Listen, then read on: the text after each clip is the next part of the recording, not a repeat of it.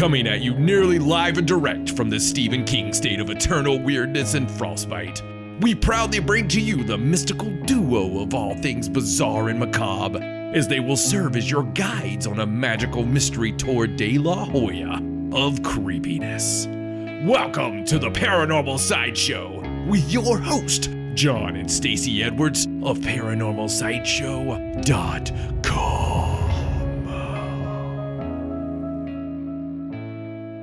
Hello and welcome to the Paranormal Sideshow. I'm your host, John Edwards, and joined as always by my lovely wife, Stacey. Hello.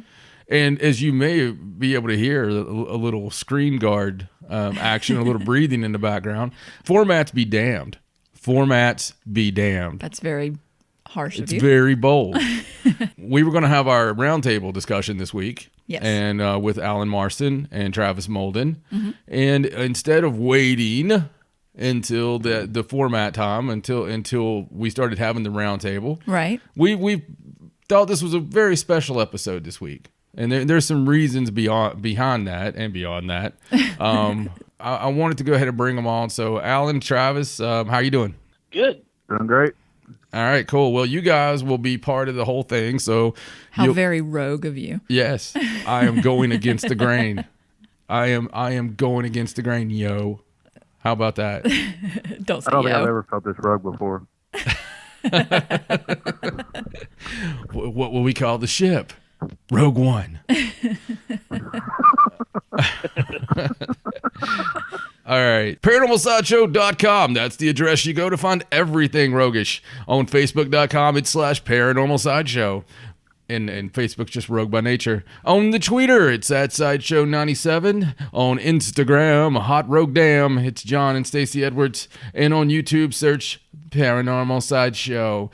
Don't forget, however you like to listen to this, listen to it more and tell your friends about it. We're available on iTunes, iHeartRadio, Stitcher, Google Play, everywhere. Everywhere you can get it. And if you can't get it where you normally get it, then get a hold of us and we'll put it there.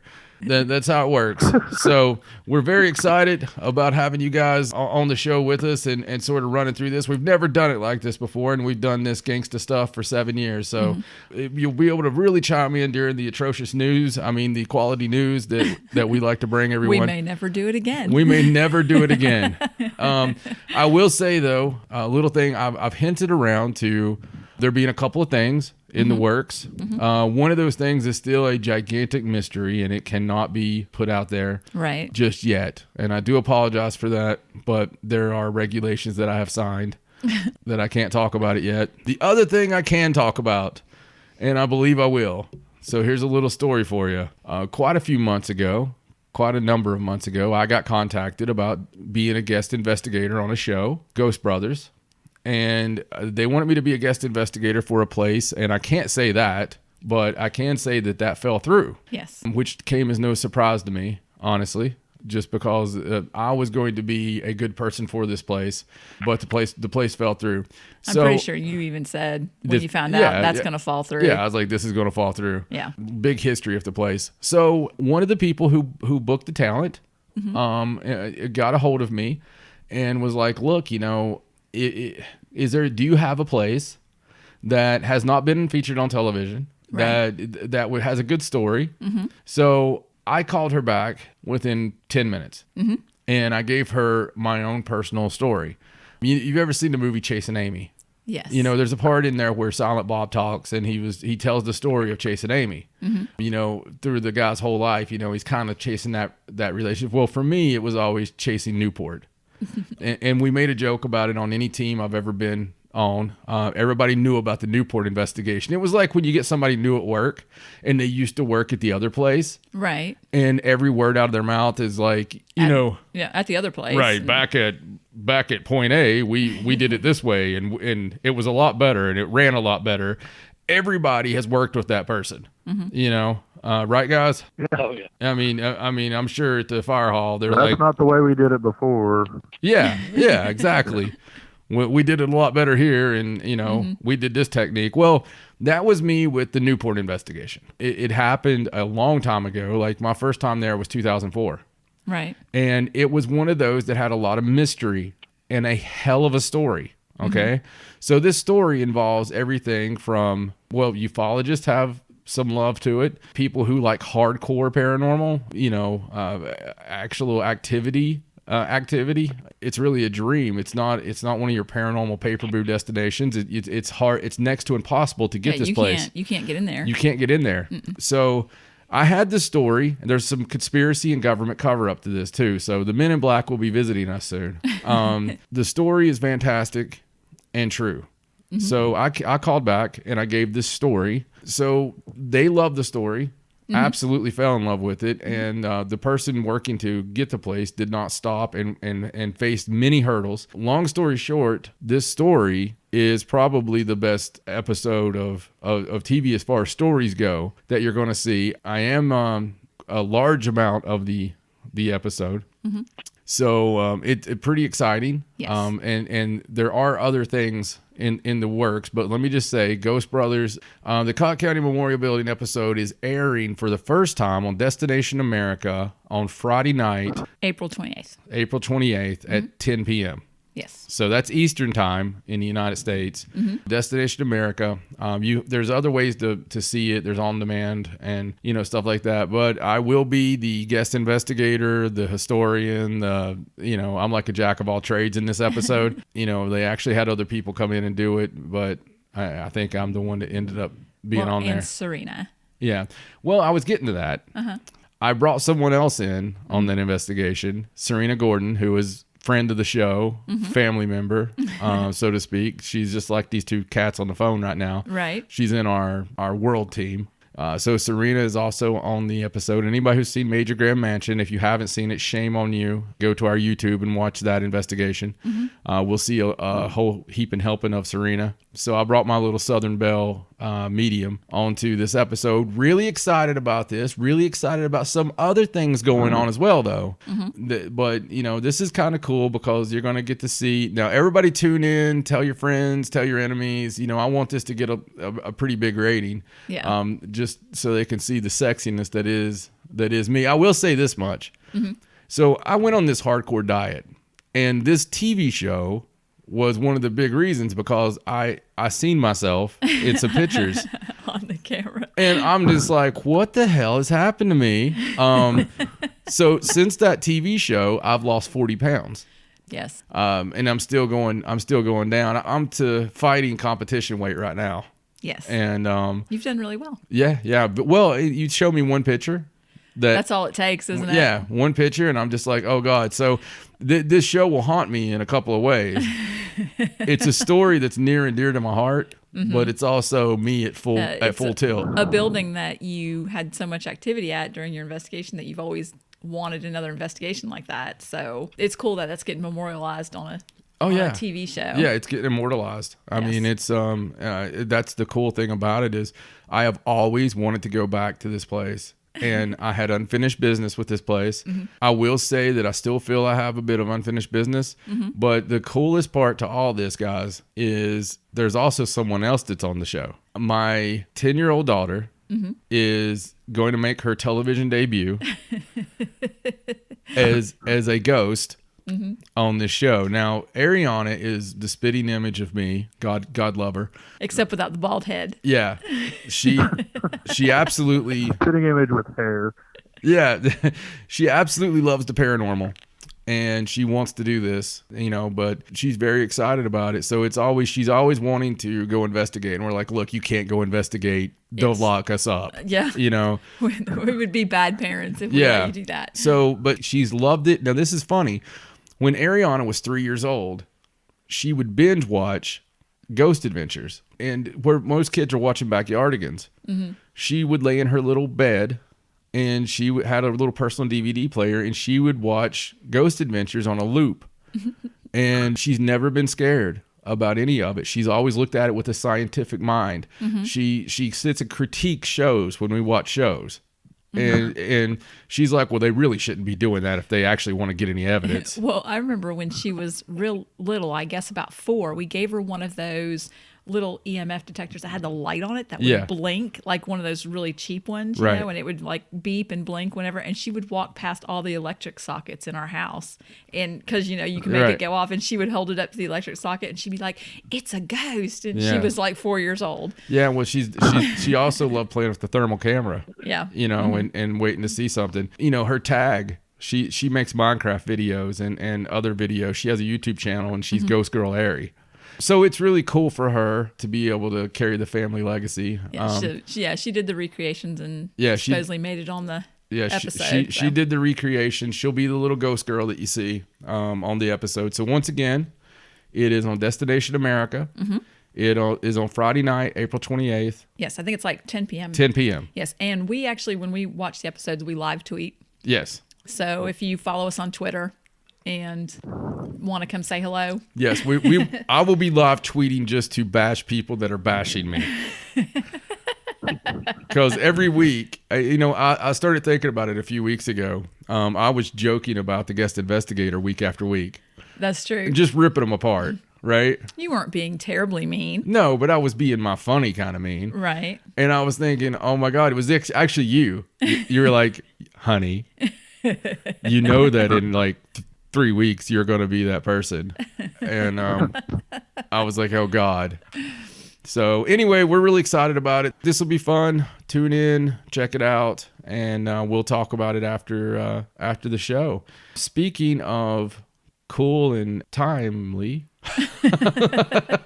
I was trying to think of something else cool, but there's nothing. No. It's time for paranormal news.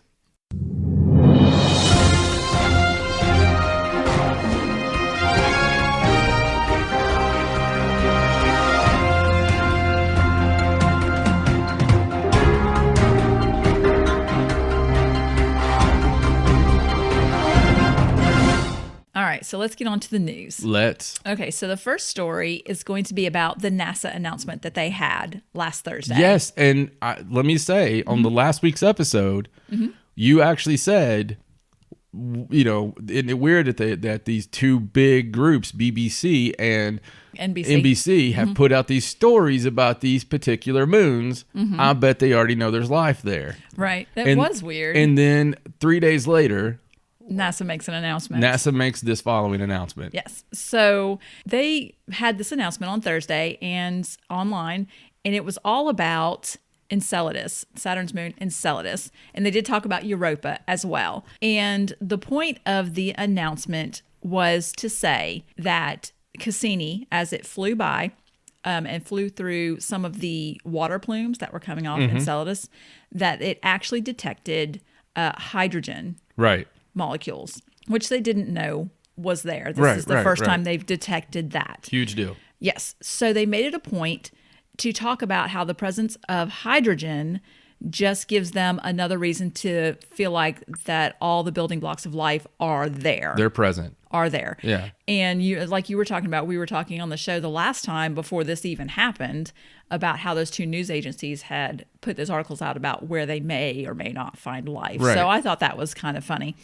But I don't think people realize, because I was expecting, there to be, not people rioting in the streets, but still yet a lot more hubbub right. about this. Growing up, that you were taught certain things in science. This is a huge deal. This It is is. a absolute huge deal. Having all the building blocks present and water, a warm ocean underneath. I think that the chances are hard to not have some form of life there. Right. You right. know? Well, they made it a point to say that they did not have the ability to scan for life, and they did not know that there was life there. And they didn't want it to come across like that's what they were saying. Right. So because they said it several times.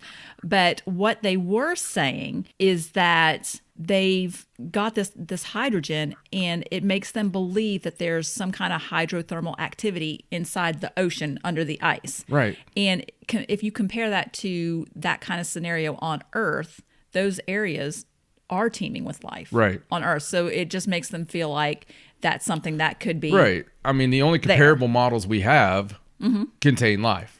right. And I like the way they did it, but it's kind of like, Well, I've got carrots and I've got some other greens and I've got a bit of broth and I've got a dead rabbit in the pot, but I'm not necessarily saying that I'm making rabbit stew. Yeah. To me that's kind of how it came across, Right. Well, they did say that the necessary ingredients for life as they know it, besides the liquid water, you need an energy source, and you need things like carbon, hydrogen, oxygen, nitrogen, and they said sulfur and phosphorus. And I think sulfur and phosphorus are the two things that they haven't necessarily. You left out God. That's us. No, I'm just kidding. Oh, wow. They didn't actually find large traces of sulfur and phosphorus, but they said that could just be that it's very small amounts. Right. And, they want to go back and scan for life, but unfortunately this Cassini project is up this year. This is the end of this project, and there isn't anything else going on until the Europa Clipper mission, which doesn't start until the 2020s.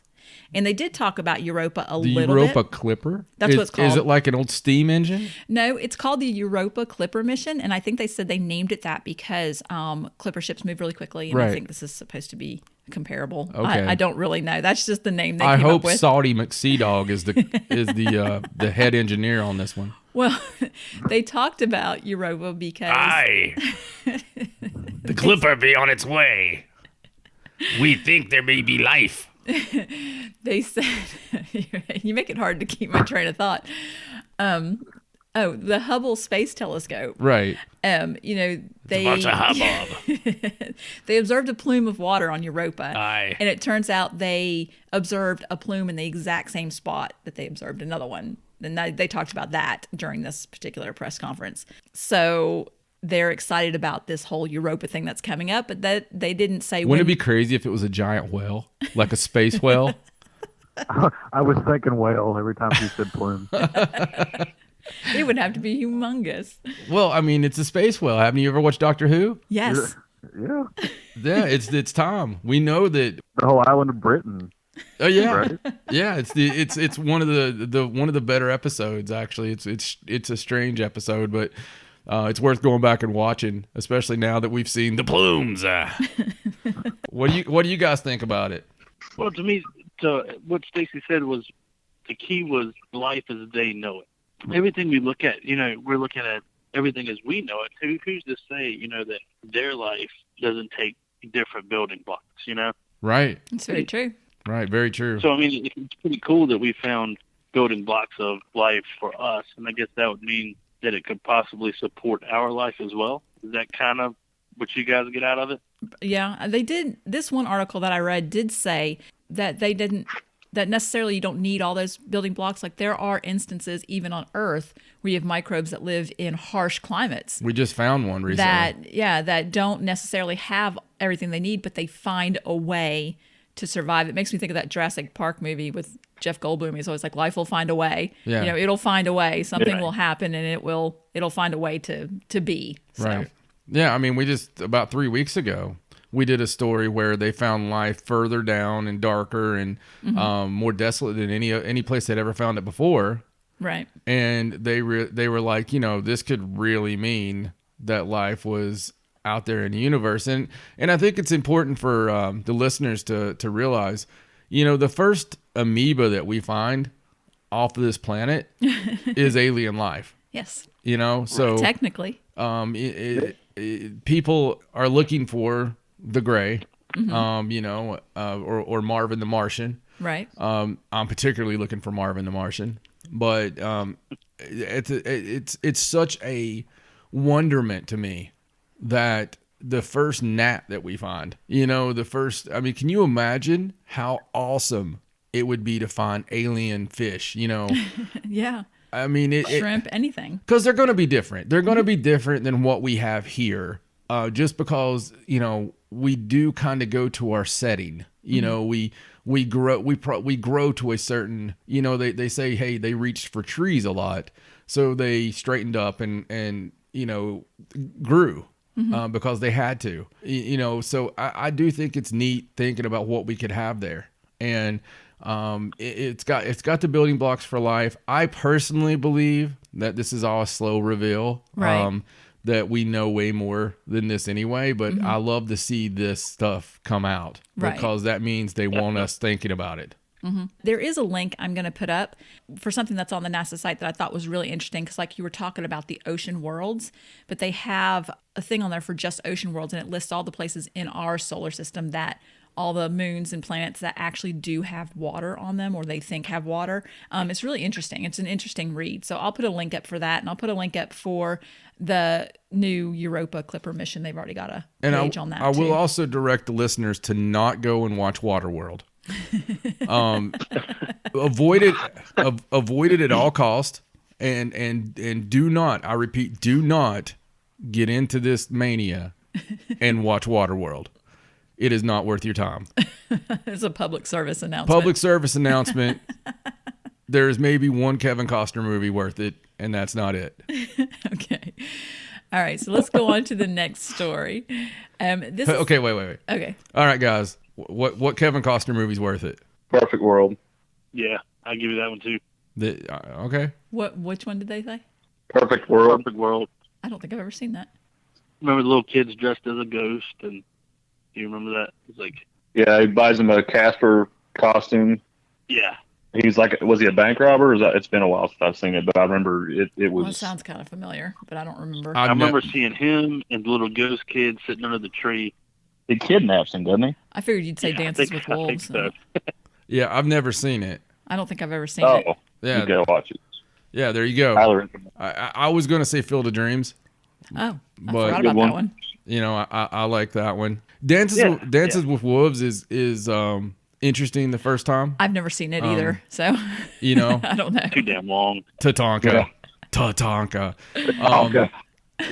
When it came out, I dug the Robin Hood film because I was a Christian Slater fan. There you go, Robin Hood. That's the one. Yeah. Now, the Brian Adams video. yes, the Bryan Adams video. It's funny because you talk about movies that don't hold the test of time.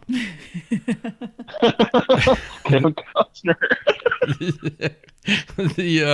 The Kevin Costner films really don't hold up. No. Tatanka. All right, so let's move on to. Tatanka. Go ahead. All right, let's move on.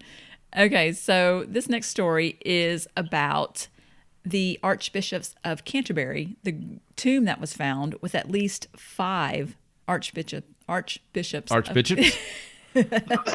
archbitches, whatever. We found 5 of those archbitches in one hole. Arr. Arr! It's like, are we still on the pirate thing now? Okay, so the remains. It was a medieval smackdown. The remains of 5 archbishops of Canterbury have been found beneath a medieval church in Lambeth Palace. Ah. And they were doing some construction there. It's actually, the place is called Garden Museum now. It's not a church anymore. And they were doing some renovations, and they picked up some like flagstones on the floor, and they found an opening for a tomb. And so they put a camera phone down there, like they put a camera phone on a stick, and put it down there and looked around. I'm a camera phone on a stick. And they saw all kinds of coffins, lead coffins, stacked on top of each other. Just a bunch of them. And they saw symbols that proved that they were actually archbishops that had served in that area at one time, that they didn't know where they had been buried. Wow. We're How talking, cool we're is talking that? like from the 1600s. How cool is that? I mean, you've either found a vampire nest. I mean, how would you like to drop your camera phone down in there and like all of a sudden you see a stack of coffins? Well, one. Yeah, man. Well, there's a bunch of them, and they've actually been able to identify some of the coffins. They haven't actually disturbed the tomb, which I thought was great. They just put some glass there so you could see through the floor. They didn't actually go down in there and open any of the tombs. Sorry, you said disturbed. But 2 of the coffins had nameplates. Did they? Yeah, so that they knew who they were. And one of the coffins down there is actually for Richard Bancroft, who was the chief overseer of the publication of the new version, English translation of the Bible, the King James Bible. Oh, wow. Like from 1604. I mean, that's how old these tombs are. Wow. Yeah, so it's a really cool find, and I'm really glad that they didn't go down there and start picking through it. So You know what I mean? yeah. So he was the overseer of the King James version. That was published in 1611. Interesting. Yeah, and the church actually has records of different archbishops that worked there and were really happy with the place and wanted to be buried there, so that they feel like they can identify most of the coffins that are down there, like Do you who they think might that be. the other four cats were the ones who just happened to translate the Bible in the exact same way, word for word, without having any flaw whatsoever? It does not say. Because it would be cool, like some guys get buried with their harem, It's his like Bible homies. And No, there were other archbishops and some of their family members, like their wives and stuff, and they were all buried down in there. it's a big find. You never know. It is. You never know what's under your feet, kids. It's I mean, even here, I think about it quite a bit. We never know what's right under our feet. No, and so they're just going to leave them. They're not going to disturb them or anything. So I thought that was pretty cool, because that's different than normal. Normally, they just rip that stuff up. Well, yeah, I mean, it is still hallowed ground, really. I suppose it's actually, it's not a church anymore. It's been unconsecrated because Has it's a it? museum. They were actually going to tear that place down before whoever runs the Garden Museum got it and renovated it. They put a whole bunch of money into it. One of my favorite investigations we ever did was a place that was never unconsecrated after it was not a church anymore. But, I think that leaves, I think Leaves a mark. Yeah, I think the people that were there when it was a church take a little bit of offense. Right. To the If you're fact that- doing things that are Right. not churchy. Right, exactly. I agree. Okay, so let's go on to the next story. This is a story about the Travis Walton abduction. Oh, great. You may not have ever heard of that. It's Is it seems- ringing a bell? It seems a bit foggy. Please tell me, please enlighten me on what that could possibly be. Okay, we're not going to go through the Travis Walton abduction story. Everybody knows the story. But there's been a... If you don't, go look up any UFO show that has ever been done. And any abduction show. yeah, the first episode, as we've talked about many times, will either be Roswell or it'll be, they'll talk about Kenneth Arnold flying over the mountains and seeing 3 discs and, they look like saucers. Or it'll be recovering Roswell aliens or it'll be Travis Walton. Yes. Yes. So sometimes you get lucky and it's Betty and Barney Hill. Well, it's a cool story. Yeah. But it has been done a lot. But this is a story about a study In that... Scarlet. Too much Sherlock Holmes for you. This is a study that was done by a place called Frontier Analysis Limited. And what they did was they went and took soil samples from the area where the abduction happened. Right. And they took soil samples from outside of that area, as control samples. And they decided they wanted to study them to see if there was any kind of difference, if they could get any If scientific they found any pee from when evidence. the UFO came down. No, well, I mean, it's been a long time. I mean, it's been, Right. 40 years or whatever. So, but they thought maybe they could still find something. So they did the studies and they put out this report about it. And it turns out that the soil that was right where the UFO supposedly came down was that the iron containing particulates amounts are higher in the site soils than in the non-site soils. Right. So in other words, what they're thinking, and this is just a theory, is that the UFO, has lots of magnetism, things like that. And maybe it pulled all the iron in the soil together, made the concentrations higher. They don't really know. There's just an anomaly there. Right. And it was enough of an anomaly that they feel like they want to study it further. Right. So they put this report out. It's like 20 pages. There's a link for it, and you can look at it, and it details everything that they did, all the samples, where they got them, exactly what they did. But they also put in this report, and the report's not about this, but I thought this was interesting. This same laboratory also has in possession wood core samples from the trees. And these samples were taken actually in like 1998, Right. 1999, so a little sooner than the soil samples. And they started doing some testing on those as well, because from the period of time from when the abduction happened for about 15 growth years, increased. yeah, there was the big growth increase. So they have that evidence, plus now they have this soil sample evidence that they're working with, and together they feel like this means that they should do more scientific study at the site. So I haven't read the report, but I've read plenty of UFO seeding reports where after a UFO event, the trees will grow in a bigger and faster. Right. So and a lot of times there's been those captured footage of UFOs. It looks like they're seeding a forest or a tree, and there's some really great encounters, firsthand encounters of people talking about seeing these little things of light coming down onto a tree. And so that's very interesting. Always has been interesting to me. Yeah. Well, I thought it was interesting that they decided to do this scientific study, Right. and that they actually still found things this far past when it happened. Right. Very cool. All right. So the next story is about the UFO sighting that just happened in Phoenix recently. Good one. Yes, that was posted on Facebook by a man named Mauricio Morales. Mm-hmm.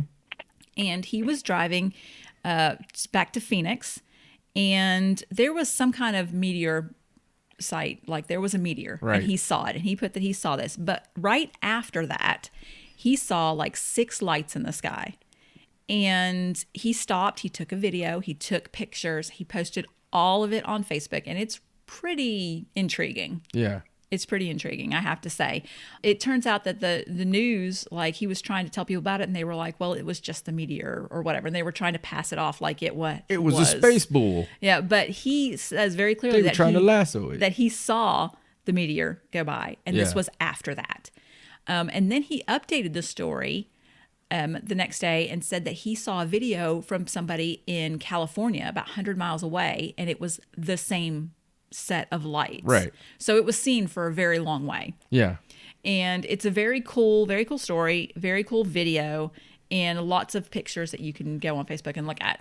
Yeah, it's awesome. It's a really good quality sighting, and especially since the fact that you have a sighting 100 miles away that looks like the same crafts or the same triangle formation that's at one point. I don't know. It was a good quality sighting. I really, really like this one. We need more quality sightings. We have about 4 gazillion a week, and this one was actually the best thing to happen on Facebook Live in the past week, as opposed to bad stuff that happened on Facebook Live. It can be used for good. It can. It isn't always. It isn't always. Right. I don't want to get very conspiracy laden on this due to the sensitivity of some of the things that have happened. But I will say, if you're trying to censor people from being able to speak live, there are some things happening right now that would really lend themselves to censorship on a broad scale. It's just unfortunate some of the things that do happen. But I will say, while we still have this power, folks, when you see a UFO, instead of standing there mouth agape, like I do, be sure to pull out and start broadcasting. You know, I think that with some of these videos I see week after week after week, you know, normally they're from camera phones, right? Right. Or iPhones or whatever. It's just as easy to start broadcasting live. And I think that if we had more live broadcasted shows or sightings, it's kind of hard to debunk something that is broadcast. Right. You if know, you see it as it's happening. Right. If you see it as it's happening, I mean, it's a little bit harder to debunk that. So I hope that there are some that happen that are Facebook Live, you know, because I know a couple of months ago, I had a friend of mine who had a huge sighting. And I thought about that at the time. I was like, you know, you should really be broadcasting this, considering this anomaly was over your house for 3 Right. hours, you know. So You just don't think about that stuff, though, when it happens. no, you don't, unfortunately. Okay. Well, let's go on to this next story. This is about a TV studio in England that recently enlisted the help of an exorcist to rid the building of ghosts because a band that is supposed to play there at an event claimed that they had some kind of activity and they refused to play there. So is the band haunted or the building? Well, probably the building. It's a very old building. It's called the Old Granada Studios. Oh, yeah. Yes, very famous. It's where they film like Coronation Street and Right. stuff like that. They're doing a celebration there. It's called Granada Land. It's a celebration of the studio's rich music and television history, and it takes place over a weekend. And they're doing some kind of after party there, some kind of party where a tribute band was supposed to come play, but supposedly during a rehearsal. It's totally not us. I mean, it's this building. I mean, the whole time that I've been in Satan's Hairy Balls, we haven't had any. We have no reason to believe that it would be our band that's being possessed. Well, we just play covers from the Randy Rhoads era of Ozzy. Well, supposedly, this was all caught on CCTV, and some people are claiming that it's all a publicity stunt, that they just did it to raise awareness for the event. Those people And are to paid. sell tickets. Those people are paid. The skeptics or the people that are just saying that. Right. I swear there's like a society somewhere. It's like, all right, guys, we're going to need all of you in unison to say that it's a publicity stunt. Right. You know? Right. Well, regardless if it's a publicity stunt or not, this is an old studio that has had claims of paranormal activity. Right. It is most likely haunted. And they didn't know what else to do. Supposedly, they didn't know what else to do. And so, in order to keep that band, because it's too late to find anybody else, I guess, in order for them to come and play, they hired this exorcist to Sorry, come and. Travis is doing cocaine. My bad. It happens. Sinuses. It happens sometimes. They hired this exorcist, and it was caught on CCTV, and so there's a video up online about it. The Video of the exorcism. Supposedly, the CCTV footage of the exorcist in the studio. Well, you know, if it's a publicity stunt, then they should have one of those cheesy British ghost hunting shows. Yeah.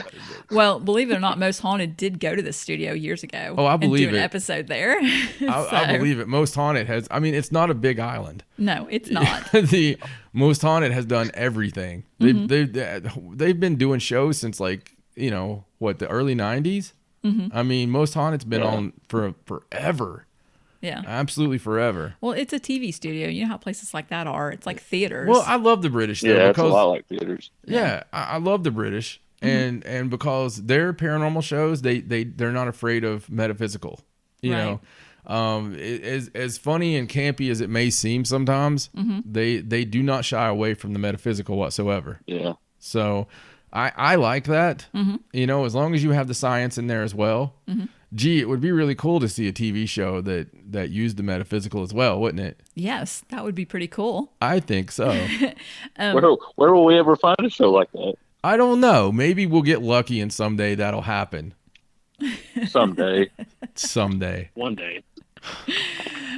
What I thought was cool about this story is if it is a publicity stunt, I think it's cool that they could use a exorcism, possibly demon-possessed building to draw people in. Right. Yeah. Like, absolutely. I think that's cool. Like, they think people will want to come because it's haunted. So you gave me an idea. Yeah.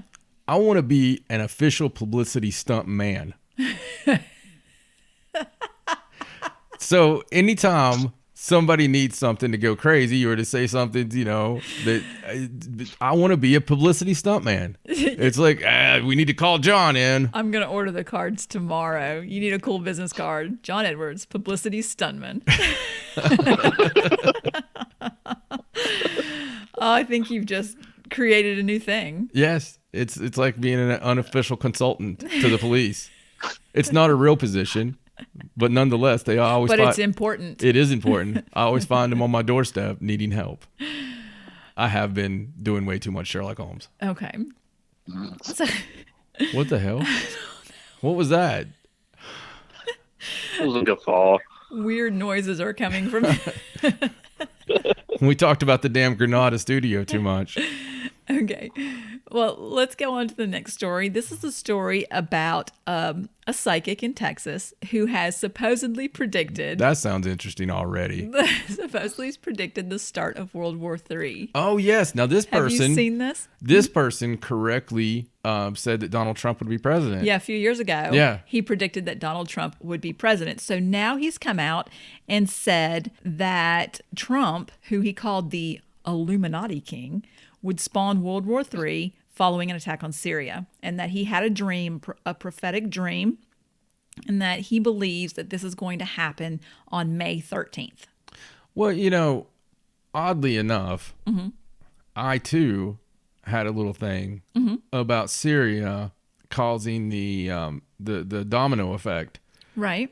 with us potentially going to war, but that was called common sense. Right. You know, it's one of those things where for a long time I felt that North Korea is definitely the the doorway into it. Syria seems to be connected to everything, not to get political on this. But it is interesting that this person came out and said that Donald Trump, was going to be president. Now, of all people in this world, I am completely pro psychic medium. I know it's real. If anybody does, just from the stuff that happens to me.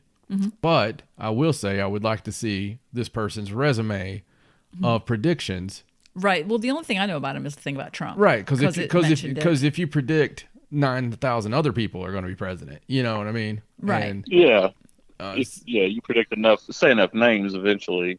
Eventually you're going to get one. Right. Well, it does say in this article that he cautioned that in the weeks leading up to May 13th, that there's going to be possibly false flag things leading up to that date that are going to that's very provoke close it. But, to mine. Yeah, but that seems like, again, that's not something I think you need to be psychic to worry about. You just have to watch the news a lot. Right. Yeah. But the only thing about this article that I didn't particularly agree with about his prediction was it said that he somehow deciphered when it would begin on May 13th because that marks the 100th anniversary of when the whole Lady of Fatima apparition happened. Right. On May 13th. And so he's kind of coinciding that, and I don't know why he would do that. That's forcing things. Yeah, and then he said he put forward October 13th as to when the war would end, since that's when the final Fatima appearance. So he's like centering it all around this whole Lady of Fatima appearance, which I don't really see how that's even relevant. No, it's not. Although that's one of the greatest things to ever happen as far as witnesses go.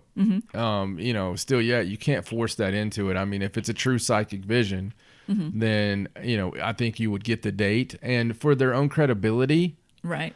I wouldn't put the date out there unless I seen big bold May 13th on a calendar. Right. Right. Yeah. I try to be very careful with that. Some of the things that's happened to me in the past that were strong dates were, of our daughter having a child, and before she ever got pregnant, that came to me. There's been some dates that definitely have come to me. Yes. And in the past, and they were always important. Always important, always correct. But the whole thing with it, I'm with you. I don't think you should ever force that, because what happens on May 14th, right.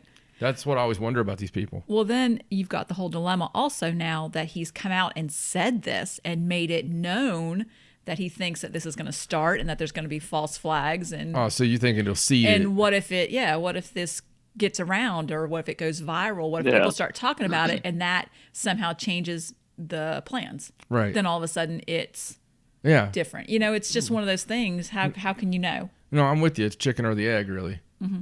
Yeah, it could make it different, or it could make it manifest where it wouldn't have otherwise. Exactly. That's the trouble with predicting the future, because by predicting the future, you can alter the future you predicted, and it's just a big question, I guess. Yeah, it really is. I mean, I think we're at a weird time right now in our world history, and I think we all know that that we've been heading toward something. And it's almost like sometimes I'm reading a history book 200 years from now, right? 1,000 years from now. Sometimes I feel like I'm reading about the last days of Rome, and it's like, can't they see what's happening? And all great societies have crumbled, right? And it just feels like sometimes that we're going downhill, and there's no stopping it, right? And with society. Now, some of that may be the fact of how much we can see now that we couldn't see at one time. Maybe it was always like this. It's kind of. I think that could be a lot of it. Yeah. Yeah, I mean, it's kind of like when your grandmother tells you that they used to keep their chastity, all the way till they were married. And if you could go back in a time machine, everybody was probably just exactly the same.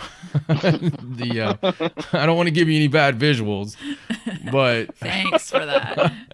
But I believe people, for the most part, have always kind of been the same. Yeah. As much as I would like to harken back to a time when we opened doors for everyone, there were still scoundrels and whatnot. I just think we know more about that now. In our society, one thing our society does do is celebrate the bad, whether they know they're doing it or not. Yeah. They only want the bad. They only want the crap, basically. So that's human nature. Yeah, I mean, you don't get many stories about the Eagle Scout that helped the lady across the street. Well, that's like you see it even in your job. If you work in a job that you deal with customers, if you treat that customer like gold, you'll never hear a word. But you do one bad thing and 900 people are going to hear about it. Yeah, absolutely. So Absolutely. just one of those Well, things. it's interesting. We'll keep May 13th on the calendar just in case. Wear your helmets that day.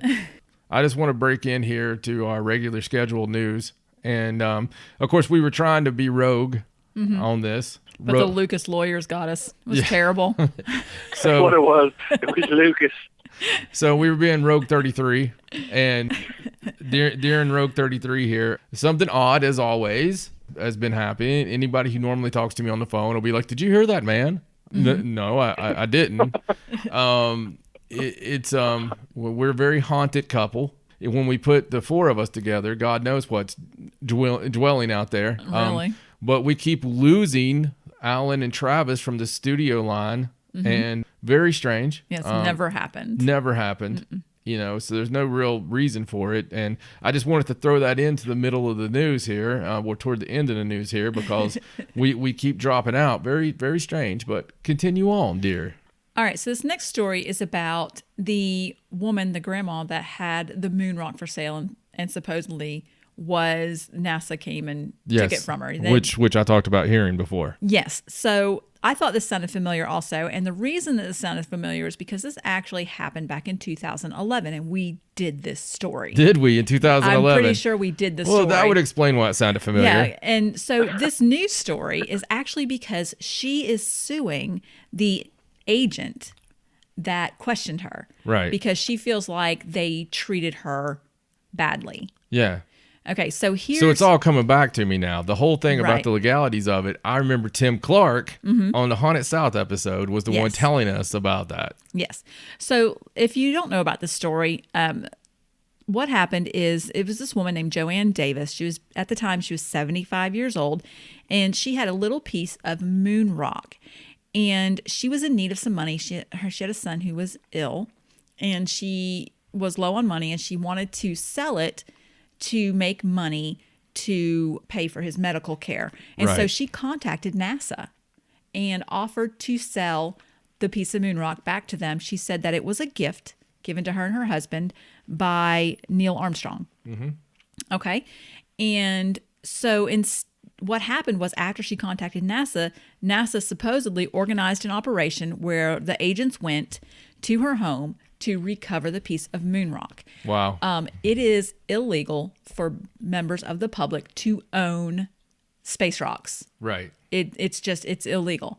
And so she says that she's suing this one particular agent because she said that he treated her unfairly, that he was harsh with her, and, I guess she wanted some kind of compensation for that. Right. So two things. And I probably talked about this in 2011. NASA has a hit squad.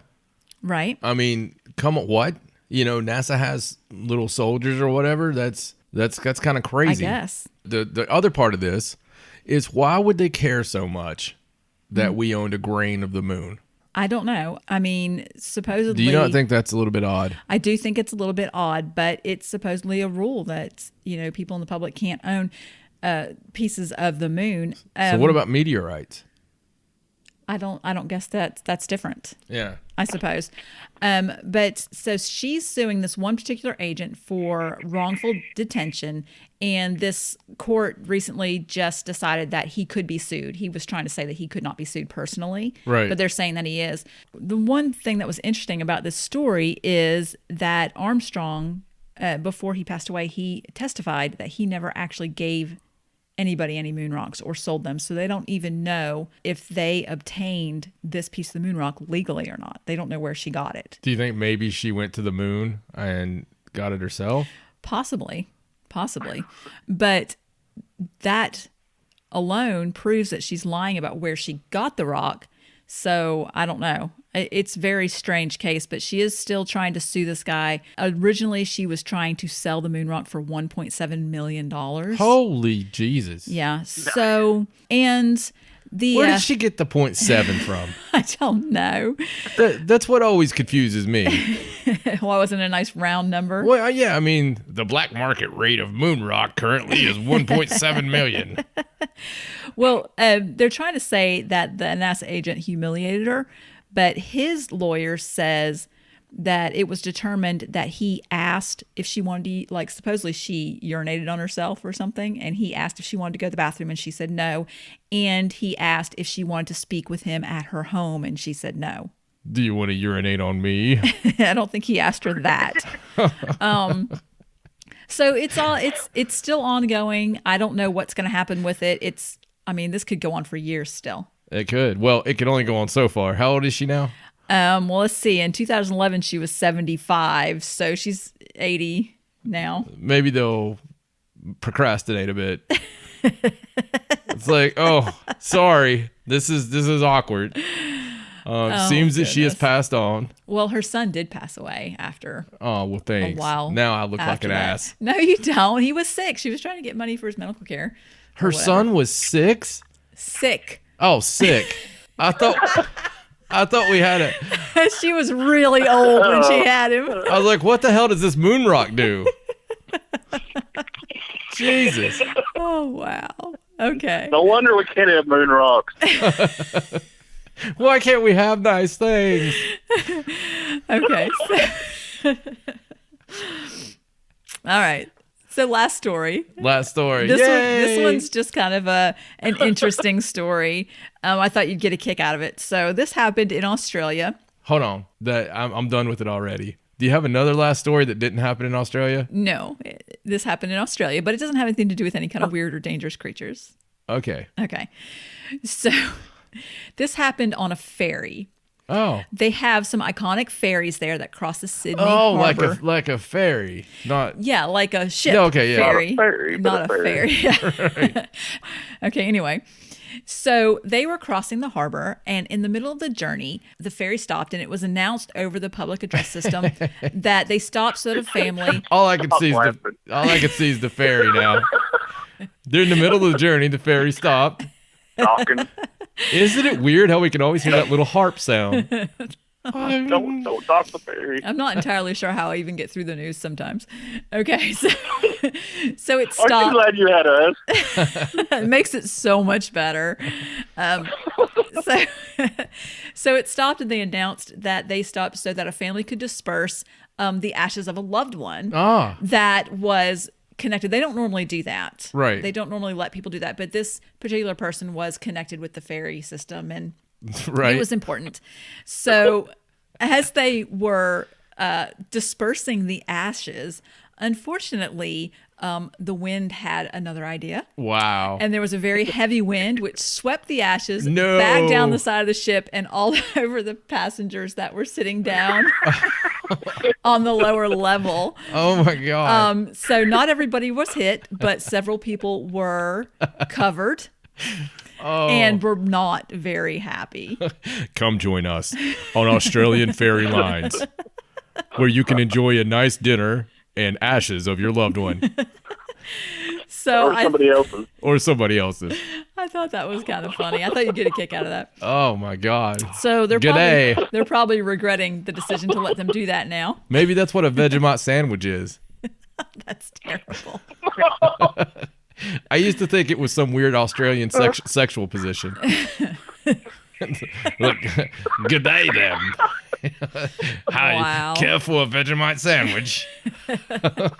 I'm just going to say no all the time now. I don't even know what I'm just, no, I don't want one. No. When I was a kid, I thought everything was dirty. Because. What do you mean when you were a kid? I thought that anything I heard on grown-up songs or something that I didn't understand was probably something dirty. I don't know why, but the kids on the school bus always used to say dirty words, and they'd be like, "You know what that means, don't you, Edwards?" And you'd be like, "Yeah, of course I know what it means," you know. And for some reason, I thought Vegemite sandwich was like some weird sexual position in Australia. So. If you go back and listen to Men at Work, it gives it a whole new meaning. Wow. Well, that's where we're ending our news this week. There you go. They call it down under for a reason. There's lots of missionaries there. All right, well, that was the news, and yeah, And a bit extra. Honored guest, friends, and marks. We here at the Paranormal Sideshow would ask that those faint of heart or weak of the knees to please switch off this broadcast, as it's time for the supernatural spectacle, a mystery wrapped inside of an enigma and stuffed neatly inside of a Tijuana taco roll. It's now time for our main attraction. We've had a very interesting show already. Yes. You know, with the calls, the studio weirdness, and the calls dropping out, and the guys swearing that they're hearing other voices, and you know, other than the voices those two already hear. Right. It's been, and God bless you for trying to do the news. It's wonderful. It's like being a substitute teacher. It kind of is, yeah. It's time now for our main attraction. And God help us all. We are going to go into this, though, and we're talking about something very interesting this week. We're talking about flat Earth, and we're talking about hollow Earth. Yes. And basically, Two totally different, separate theories. Completely different, but they both said Earth in them, so we decided It should be in the same show. Yeah. The Earth squared phenomenon. So I think we should start off by saying this. You know, regardless of our opinions or theories or personal beliefs, we always, and no matter what show we've done, we have always been very, very open to other points of view. We've been very open to other ideas, and we have learned during our time in the field that you need to stay open to this stuff, because you really never know when your mind's going to be changed from personal experience. Oh, yeah. So, you know, and these really fall into that. Flat Earth itself has been in the news quite a bit lately. Yes. From celebrities and saying that they believe the Earth is flat, you know, which has caused quite a few people to trend and, you know, to look it up and find out about the theory itself. We thought that we would bring Alan and Travis on this week to sort of talk about flat Earth and kind of hit the highlights, the 30,000 foot view of flat Earth and also touch on hollow Earth a bit, which I'm more of I'm more interested, I guess you could say, in the hollow Earth personally. Flat Earth for me, maybe my mind will be changed during this, but I do believe that we've looked at the Earth, even though that every vision I've ever seen of the Earth is kind of different from pictures, you know. But you know, I'll start off on this with Travis. Speaking on flat Earth, Travis, what's some of the highlights there? Well, it's a lot of the basis for the flat Earth theories seem to come from any of a number of ancient and the oldest religions. Egypt and Mesopotamia both had a flat Earth model. Homer in Greece had a similar view of it.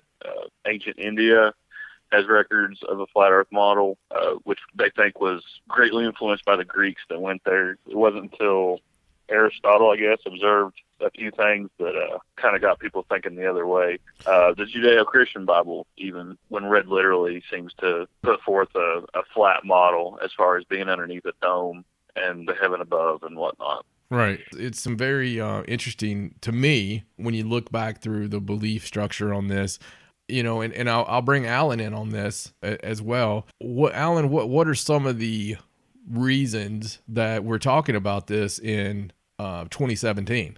From what I can tell, we're looking at, I guess what really brought it about, you know, in 2017 is some of the NBA players that are saying that the Earth is flat, and that, I think one of them, let's see, what was it? Shaq said it, and I can't think of the other guy. Kylie Irving. You remember? Yeah. So, I mean, and I don't really know what's spiking them to do it, but there is a society now, I think it's the Flat Earth Society, that is touting that they have, you know, 200 plus members right now that are strong in the belief of the Flat Earth theories. Wow. They're not very secretive, are they? It's like, I was expecting some kind of like the Red Mark Society. It's like, we're the Flat Earth Believer Society. We do not want to discuss what we believe, but no, I mean that and that's very interesting. Especially for some of the reasons, like for both of you, I'll pose the question: what are some of the like change my mind so to speak. Like if we're doing a mock trial right now and you had some things to present as to the reasons that we should maybe possibly believe in a flat Earth model. Okay, I have one. And this is the only thing that I really found that was kind of plausible. Let's say if you measure where the Earth is now, we're actually getting higher throughout the years as we go. And one of their theories is that gravity does not exist. Instead, they believe in a universal acceleration. So as the Earth itself is moving up, there's a downward pressure that's pushing down that is acting as what supposedly we call gravity. Huh.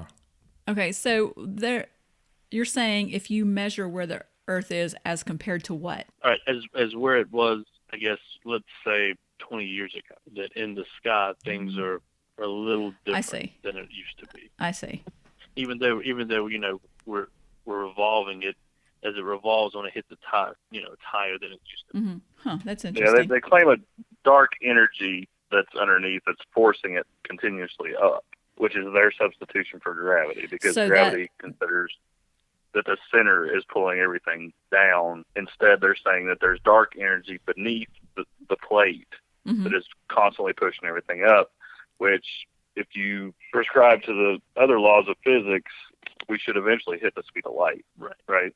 Yeah, and then they had another says that nothing except for light can ever hit the speed of light due to the mass and the flatness of the Earth, supposedly. So explain to me the layout of the flat Earth. How does everything fit?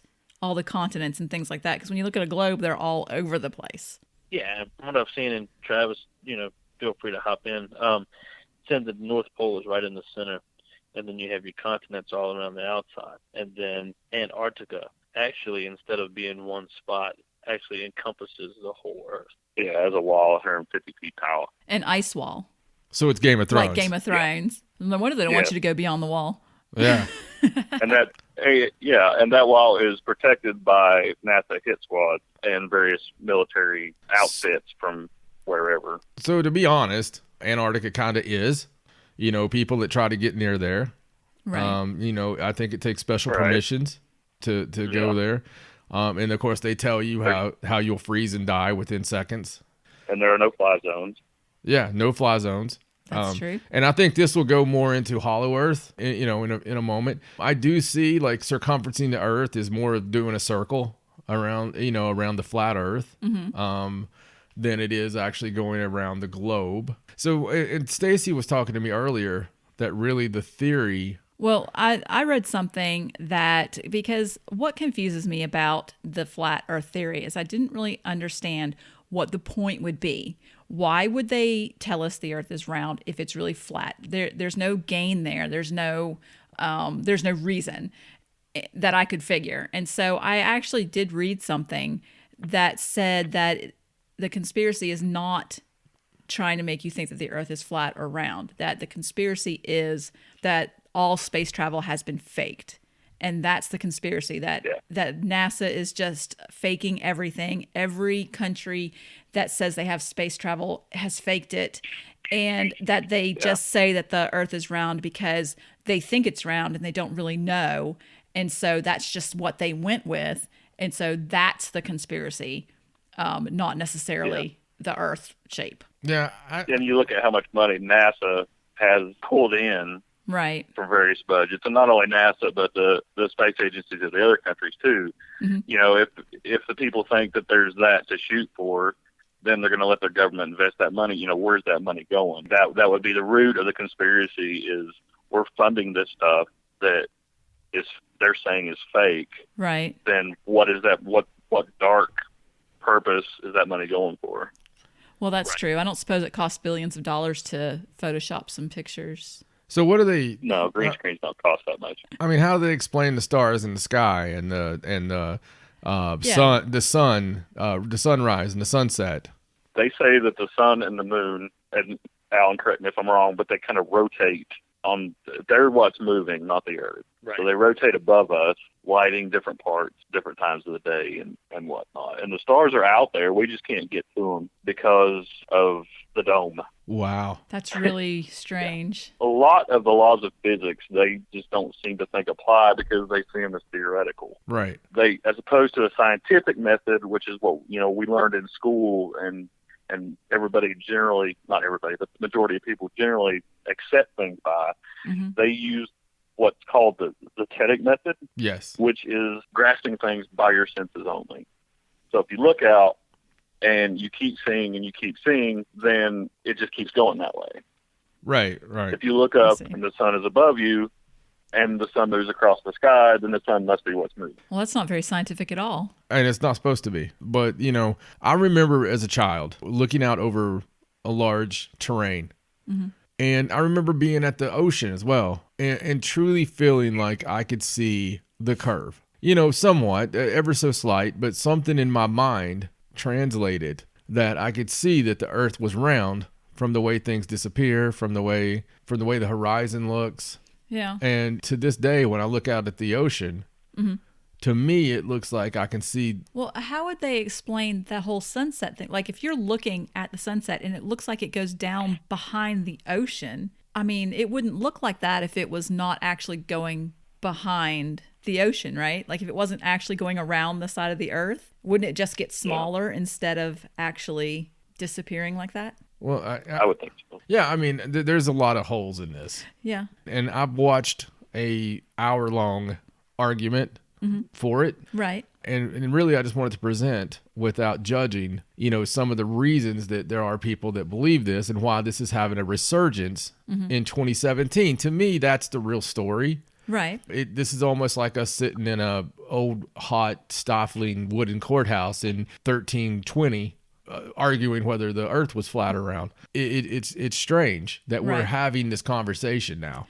It is. And to me, that's really what kind of interests me, is because I'm into stuff that's strange and weird. We know that. We all are. But when I started seeing this big influx of flat earthers, it was interesting to me because I was like, really? I mean, and again, I'm not poking fun, but I have to say, right, what a big ass conspiracy that would be. Yeah, I agree. For me, it would be a lot harder to recreate some of the wondrous things that I've seen from satellite imagery than it would be to. Well, what I think is interesting about it is, flat earthers, they have good reasoning. They have good points. I mean, I can understand where they're coming from. I don't necessarily agree with it, but the only proof that we have that the Earth is round are these videos and pictures from NASA. And if they're saying that all of those are just computer generated, we can't prove personally that they're not unless we personally go to space and see it for ourselves. Right. We don't trust NASA on anything else, is what you're saying. Right. So we can't prove that it's round. Right. But any more than they can prove that it's flat. It's just what you believe. Okay, so let me use a little bit of their theory. Okay? Not exactly the most scientific thing out there, but it's what I use in my daily life. I'm always looking for patterns. I've talked about that on the show before. Stacey, you're with me every day. You know this to be true. I'm very well trained in the art of eyeing and spotting deception. Right. And I've went to the ends of the earth to perfect that training. One of those things I do is I always look for patterns. And for me, when I look into the sky and I see round objects, and then I sort of feel that maybe we're on the same type object.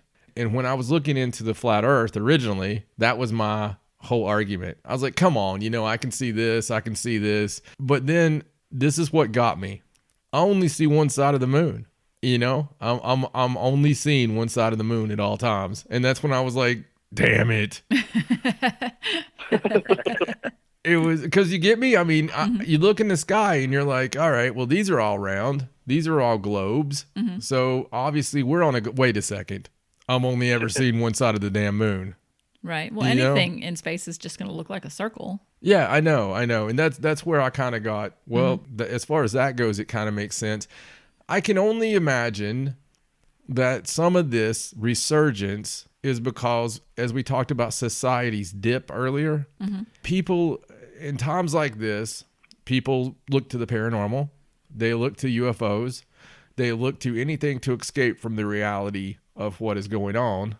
And one of the biggest things that people flock to during times of trouble is religion. And it would be very comforting to think that there is hell below us and heaven right above us. Right. Unless you're going to hell. Yeah, it depends. It really Well, depends. for everybody outside of this podcast, it would be it would be a comforting feeling. But, you know, I guess, is it all just coming down to religion, guys?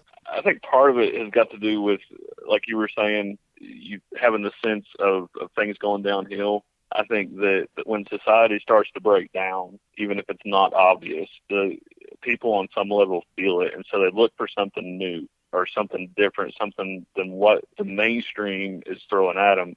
And one of the easiest things to do in that type of situation is to fall back on what has been before. Right. No, I get that. That makes sense. Yeah, no, it makes sense. I don't know. I mean, it's a very interesting topic, you know. It is. I had never thought about my mistrust for NASA unless I'm just picking and choosing what I want to trust. That's kind of against everything I'm about. But it's not only NASA that has went to the stars. You know, you're looking at China, Right. Japan, Russia, people that we absolutely just don't get along with. And unless that's all a facade, Right. I'm Yeah, here. like you said, it would have to be one humongous conspiracy. Yeah. I Right. mean, how are we going to agree on that with the Cold War? You know, like, and we have the second Cold War basically right now.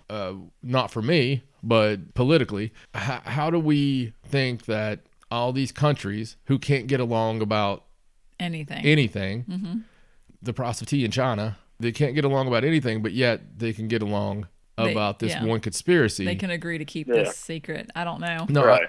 That for me would probably be the biggest deal breaker, because also private companies are now allowed to send rockets to space, Yeah. which also kind of deflates the NASA conspiracy a bit. Right. And soon people will be able to pay to be passengers on a rocket Right. that goes out into space. Well, there you'll have your answer then when that happens. So flat Earth, I have to say there's some compelling arguments, but personally, I have to say that I disagree with what they believe to be reality. Yeah, me too. Boys? Yeah, I would agree. The Tetic method that I mentioned earlier, to me, I've not read a whole lot about it, but when you consider your senses above anything else, it automatically becomes a sense of perspective. And Right. not only perspective, but whole personality makeup.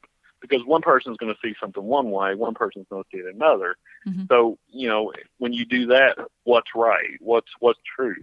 But if you use a scientific method and you've got criteria, you've got process, you've got experimentation, then, you know, you can boil it down, pardon the pun, to what is actually going on. Yeah, I mean, it's kind of the same reason that I include Travis Molden and Alan Marston and Stacey Edwards on a paranormal investigation. You know, a paranormal investigation, if we just went only on what we were feeling, which your senses are a huge part of it. Don't get me wrong.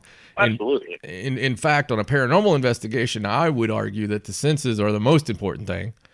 And then using science to back up your opinion. But the biggest thing is I need Alan and I need Travis and I need Stacey to be able to give me their opinions and then agree on afterwards when we went through the evidence, you know, agree on what is evidence and what isn't evidence. Right. Well, I feel like, and guys, you correct me if I'm wrong, I feel like the reason they shy away from regular science is because a lot of that stuff is based on the assumption that the Earth is round already. Is that right? Yeah. And they claim that a lot of the laws, what we call the laws of physics, are purely theoretical and can't actually be proven, which in some cases it's kind of a gray area. But then in other places, you know, I was watching an interview earlier with Neil deGrasse Tyson, and, you know, the whole thing where if you shoot a bullet and you drop a bullet at the exact same time, they're going to hit the ground at the same time, even though one of them's going out and one of them's only going down. You know what I'm saying? Right. There's certain things that can be proven, and there's certain things that are a little more theoretical, but they tend to claim that the majority of physics is theoretical. They kind of pick and choose a little bit, from what I understand. Yeah, no, I get it. And we just agree that certain things are reality. And we base everything off the certain things that we've agreed on. It's kind of hobble really. Yeah, it sounds like a dangerous way to really do things, but you got to start somewhere, I suppose. Yeah, you do. And I guess that we're looking at a lot of times we're using the most plausible scenario, and somebody comes up and says, "Hey, this is what I believe. You know, this is the theory of relativity, so to speak." This is what I believe, and everybody's like, "Oh, hey, that's a great idea." So let's base everything off that until that gets disproven. And I think this is what this is it's kind of a reminder to people to never assume that what you've heard is 100% true or 100% fact. You know, you need to really figure this stuff out for yourself and never think that you can't change the world. It's true. It 100%. I believe that anybody here that we're talking to right now could just as well come up with something that revolutionizes the way we look at things. Right. Well, it's just like there wasn't oceans and water in space. Like 10 years ago. Exactly. Yeah. And now there is. So. Yeah, or at least they tell us that, right? Exactly. All right, so let's switch gears a little bit, unless anybody has anything else on Flat Earth. Flat Earth going once, Flat Earth going twice. Send it on. Closed. All right, that's the last time we'll discuss Flat Earth on this program until a story comes out. Oh, there you go. Until there's another NBA star that wants to talk about it. Oh, I do have one last thing about Flat Earth. I did find a place where Shaq at least recanted that he did not really believe that the Earth was flat, that it was a joke and he was kidding. And it was on a podcast called the Art of Charm podcast, where he said that he was joking and people shouldn't have taken him seriously. Right. Well, you know, if anybody could see the horizon, it would be Shaq. Exactly. So I don't think Travis got your auction reference. Like Yeah. I thought we closed it. yeah, he's a rebel. I thought we established this. Rogue. Yeah, this is a band of rogues. That's true. Rules do All not kinds apply. of rogue. All right, so let's move on. Tatanka. Tatanka. Let's move on and do our 30,000-foot view of Hollow Earth. Now I don't know as much about this one. Well, I can tell you this one. This one I feel can be true. I think we could do a whole show on Hollow Earth, personally. Yeah. Well, why don't you give us a bit of a bit of a Travis? Well, again, religion comes into it just at the beginning. Just every religion in the has beginning? some type of underworld. They've got some kind of underworld, whether it's hell or Sheol. Shambhala was considered to be underground in Ireland. The way to the Danann, and I hope I did that justice, they brought Druidism to the Celts. A lot of origin stories come from the earth, including a number of Native Americans, the Hopi and Apache, a lot of cliff dwellers especially. In the 17th century, there was a theory of 4 concentric spheres within inside the earth. And then 100 years later, in the 18th century, it was considered to be 600 miles wide with its own interior sun, but it was one just big hollow sphere. And then in the 19th century, people speculated or started talking about entries into the hollow earth at the poles. And as far as entries go, before that, back to the Native Americans, a lot of them have stories about certain caves. The Celts had certain stories about certain caves, certain holes in the ground that led to another world on the inside of the earth. 1869 saw the inverted earth theory, which basically was saying that the stars are ice chunks hanging high, like on the outside. So basically, we're on the inside. That we're inside the Hollow Earth. We're on the inside. The earth is inverted, and we are on the inside of the globe. Oh, well, that's the interesting. stars are actually ice. Yeah, the stars are actually ice hanging way up in the top in the. That's sphere. awesome. And that the sun is half light and half dark. Wow. So that's some interesting theories. Yeah, I know. All right, yeah, Alan. I mean, what's your thoughts on this? Getting back to Travis's timeline a little bit, something I thought was interesting when he was talking about the 17th century of the 4 concentric spheres with the interior. They thought that life and that it was populated and is actually lit by a luminous atmosphere. And the actual, when we see the aurora borealis, it's when that atmosphere is escaping through the thin crust of the poles, and that was actually brought about by Edmund Halley, the same one from the comet. Wow, that is interesting. I didn't know that. And like you said, it's a whole bunch of different religions that goes back and different thoughts. And I'll probably murder this name. Quetzalcoatl. It's a Mesoamerican god. And there was a legend that he flew off in a UFO for 8 days where he visited the inner world, which would be the Hollow Earth, which actually went under the sea. And when he came back to create man, leaving messages and geometry of his designs to be found by people such as us now. That's really interesting. So the Hollow Earth thing has actually been around for a really long time. It's not like a newer theory. Right. I didn't know that. Well, yeah, I mean, it's does either one of you have anything on Admiral Byrd? Yeah, I did read some about him. That's a rabbit hole that I am really afraid to get lost in one day.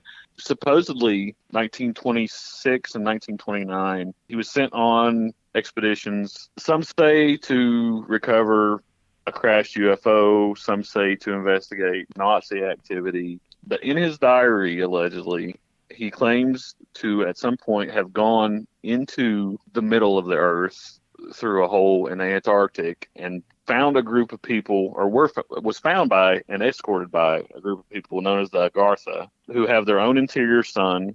They have a king, queen, and various cities.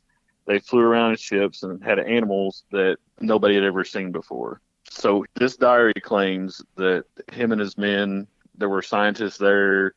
It's, like I said, it's a crazy rabbit hole. Right. It's amazing, the stuff that they say they saw.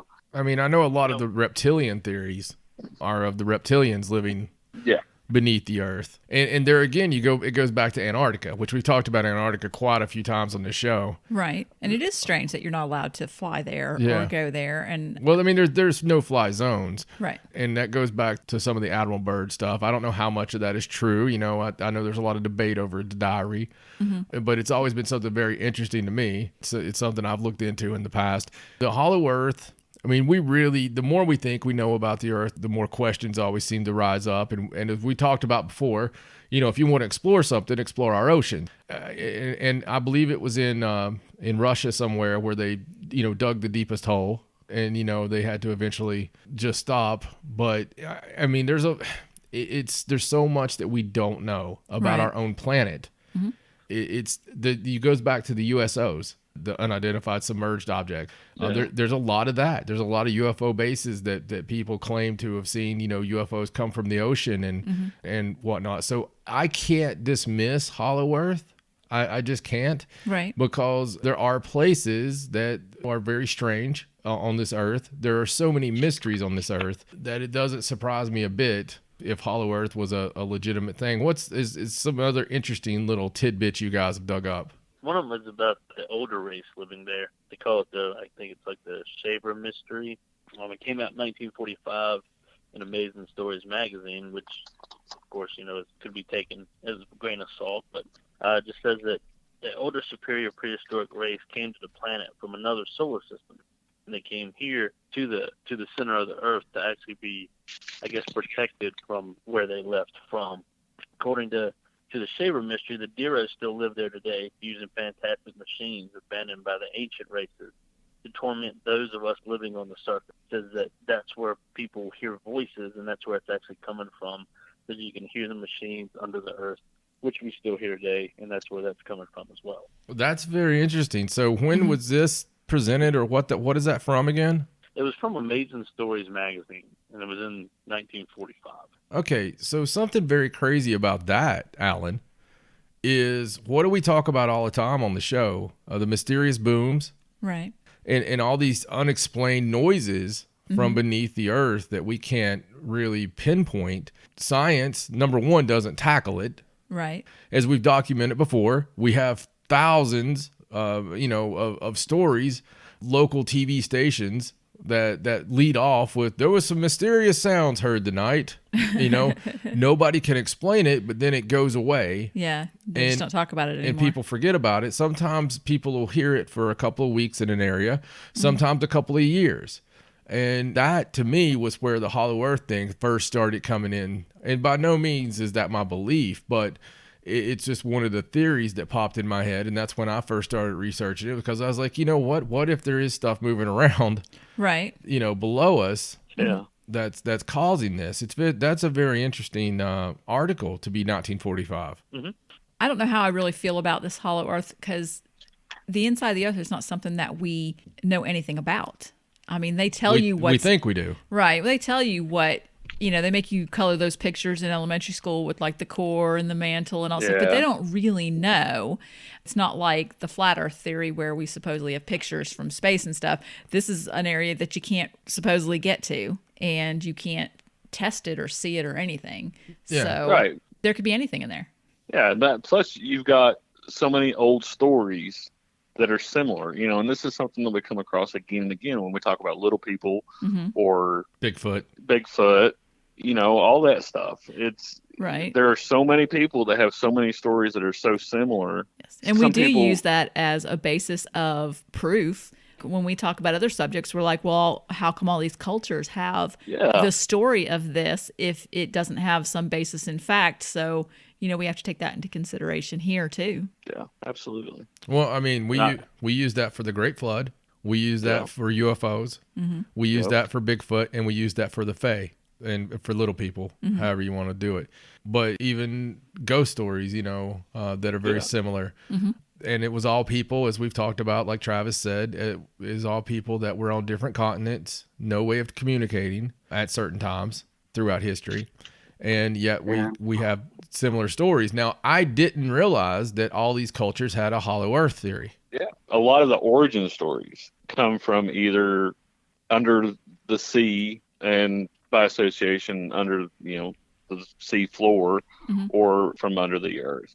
I mean, it's not just a matter, you've got the religions, obviously, that have the afterlife underworld, but a lot of the creation stories or the origin stories have humans coming from underground, as well as, I don't remember the tribe out west, but I saw an interview earlier. They have an ancient story that somehow they were warned of a cataclysmic event of some kind, whether it was meteorites or solar flares, not sure which, but they were led to safety underground by what they call the lizard people, which would be reptilians. Yeah, and the ant people, and there's glyphs drawn on caves out there that tell this story, and it's been kept as an oral tradition that they were taken underground and survived whatever event that was because of these other people, reptilians, whatnot. So basically, why the hell would they come up with this story if there wasn't something to it? Right. I mean, if you're going to take the time to scribe on a wall, why would you make that up? Yeah. Do you think they're standing around, 5,000 years ago or whatever, or 2,000 years ago, and they're just like, do you know what would be real funny? Let's put that these giant ants came and took us underground. It does make you think. Absolutely. Especially with all the different cultures. I mean, there is the line of thinking that I have that they would think that we came from the earth because they see trees grow. They see grass grow. They see everything grow from the earth. Mm-hmm. So why would we be any different? There is that thinking as well, which when you don't understand how things work, could be quite a spiritual experience to see a little sapling turn into this giant tree. So plus it's also that unknown element. Where do we go? Well, we don't go behind. Need to explain. Yeah, we don't go behind that rock over there. If somebody's trying to explain something, they're like, well, we go out there or we go down below the ground. That's where we go. Wouldn't it be interesting if every planet is hollow and there are aliens, they just all live inside the planets and we're the freaks that live on the outside? They're like, look at those idiots. They don't even know where to live. We're the outcast. The perfect humans are in the middle of the earth. There you go. They're listening to the podcast somehow. They're like, yeah. Jackasses. They don't realize that it's flat and hollow.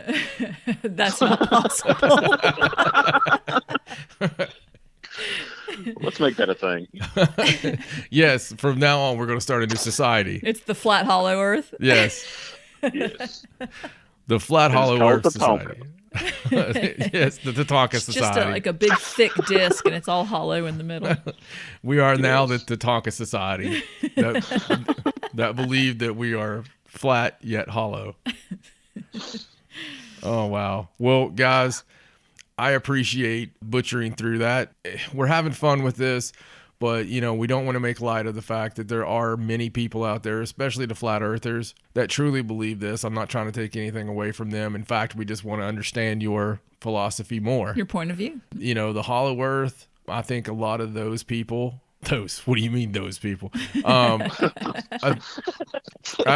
think a lot of the hollow earthers are more ufologists. I think personally it goes into the alien stuff hand in hand, or at least in my experience, a lot of people that are UFO enthusiasts also believe about some hollow earth, or at least some underground type stuff. Mm-hmm. It seems, and there are even some people that tend to believe that the UFOs and the aliens don't even come from outer space, that they all come from underneath the earth, that they come out the pole holes. The pole holes.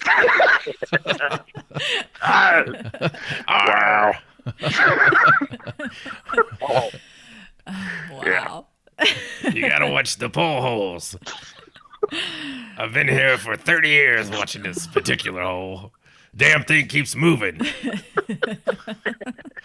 I fell asleep and it was 30 feet to the left. There's something definitely up with this hole.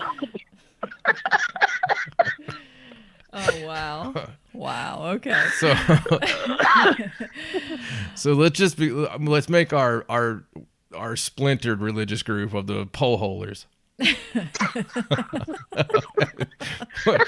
your podcast title right there. Because I am totally picturing a big hole at the pole with aliens like looking around like meerkat, Like poking their heads out. Are they watching, Bob? Oh wow. Yeah, well that's something. So I need to apologize to every religious group out there based on poles, holes, flat earth, or hollow earth. Tatankas. We only wanted to learn. And Brazil. Yes. Just you always have to apologize to Brazil. Yeah. And Brazil and Australia. In Australia. There you go. I'll be murdered there someday, and they'll know why. Head in the Woodall. Hey, that's Venezuela. Oh, you gotta go there too. that is Venezuelan wood oil, and nobody cares about you, Venezuela. So you're not getting an apology. You're the ones that leave dead women laying around in houses for 3 years. Oh, wow. So anyway, guys, and people listening to the show, you people. We really appreciate it. We were just wanting to, and if you have some thoughts on hollow earth or flat earth or pole holes. If you stuck it out through the show this long, we really want to hear what you think. Yeah, we want to hear what you think. And we promise to return back to a normal, as whatever that is. I'm not so sure this rogue Whatever thing that works is. for us very well. Yeah. Yeah, let us know what you think of Rogue, too. Yeah. Yes, Rogue 33. So, all right. That's it. Thanks. All right. Well, that was interesting. Yes, as always. And we've dropped them off the line now just to try to regain some sort of dignity. We're done being rogue. I believe this is definitely going to be the rogue episode. Yes, I think so. It's I was going to call it something, a flat earth or hollow earth. It's the rogue episode. The flat hollow earth. Yeah. The hollow disc-shaped earth. I don't know. The Tatanka Society. Yeah. Wow. When it goes off the rails, it just goes off the rails. Yeah. Normally I try to keep things on track, but there was just no. It's hard with three of you. Yeah. I mean, it's a job, so there was no bringing it back. All right. Well, once again, I want to remind everyone, yours truly will be on Ghost Brothers on Destination America, April 28th at 10 p.m. Check your local listings for that, because depending on where you're at, and if you're somewhere in another country, I'm sure there's ways to stream this, and you're going to want to, because, you know, I'm awesome. With the other things, you'll hear about those soon enough. But we love every one of you. We've been gaining so many listeners each week. We apologize for this episode, and we'll try not to have another another one like this. But hey, you know what? It's good to have fun sometimes. ParanormalSideshow.com. That's your address to find out everything roguish. Facebook.com/Paranormal Sideshow. It's a land full of rogues. On the Twitter, it's at Sideshow97. A lot of rogue there. Instagram, Hot Rogue Damn. It's John and Stacey Edwards. On YouTube, search Paranormal Sideshow. And also, let me say once again, we're on iTunes, Google Play, iHeartRadio, Stitcher, anywhere you listen to it. Please listen to it, and please share it. With much love for my wife, Stacey. My name's John. So long from the Sideshow. Good night.